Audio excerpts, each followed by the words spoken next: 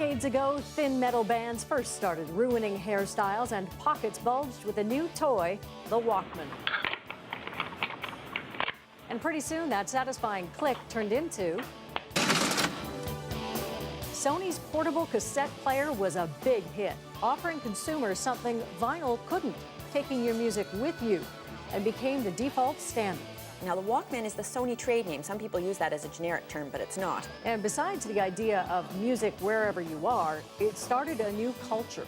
I turn it up loud enough so I can drown out the small traffic sounds. Tuning the world out and losing yourself in your music.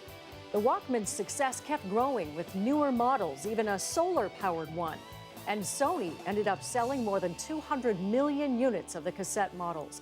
Today, the brand is far less popular, but still lives on as a line of MP3 players.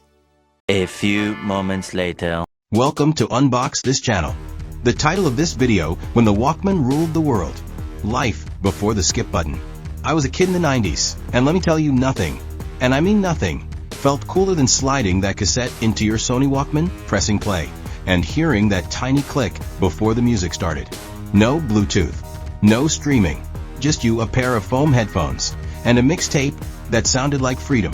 The Walkman wasn't just a gadget. It was our first portal into another world. Every kid had their own vibe. Some rock Nirvana or Tupac. Others had boy bands or R&B slow jams. But the Walkman didn't judge. It just played what you loved. And the best part? When you put on those headphones, the world disappeared. Suddenly your bus ride to school became a movie. That walk home from practice? A music video. The Walkman gave ordinary moments a soundtrack, and that made them unforgettable. Then came the Discman, the MP3 player, the iPod, and slowly, the Walkman faded out. But here's the thing, technology moved on, sure, but the magic of it never did. That moment of pressing play, feeling the headphones click on, hearing music made just for you, that feeling will never get old.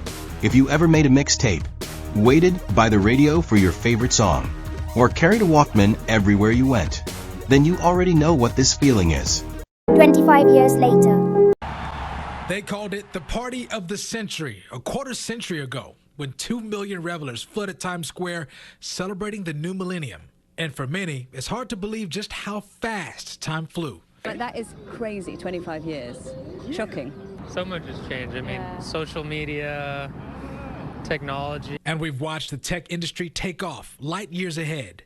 They say it can hear you, see you, and soon it will even be able to feel you. The year 2000, just 4 years ahead of the introduction of the first iPhone. I'm obsessed with it. I can't live without it. So. And folks were longing for Wi-Fi, an idea introduced in 1999. The iPod changed everything.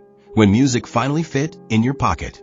I still remember it like it was yesterday. I was in high school when the first iPod came out, but I didn't get one until years later. And when I finally held it in my hands, man, it felt like I was touching the future. Suddenly, I could carry thousands of songs in my pocket. No more cassette flipping. No more scratch CDs. It wasn't just a device. It was a portal to every emotion I ever felt through music. To really understand the iPod's magic, you gotta remember what came before it. CDs ruled the early 2000s. You'd carry that massive zip-up binder filled with scratched discs everywhere. And if you were lucky, you had one of those bulky Discmen that skipped every time you hit a bump. Portable music was clunky. Until Apple showed up with something that looked like it came straight out of a sci-fi movie. The first iPod dropped in 2001, and it blew everyone's mind. 1,000 songs in your pocket. That slogan alone changed culture. I didn't have one right away. Most of us didn't. That white brick with a scroll wheel. It was expensive. But 5 years later, I finally got mine. I remember spending an entire weekend loading every song I loved onto it. LimeWire, CDs, everything. Seeing my library, hundreds of tracks, all in one place, felt unreal. I wasn't just listening to music anymore. I was curating my identity. That little white device became my diary, my escape, my time machine. The iPod wasn't just about music. It changed how we connected with it. You'd hand someone your iPod, and suddenly you knew who they really were. The playlists told the story. The order of your songs said something about your soul. And those white earbuds? They became a status symbol.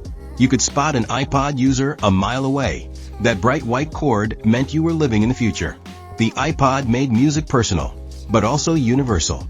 Everyone was dancing to their own soundtrack together. Then came the iPhone, and slowly, the iPod started to fade. App.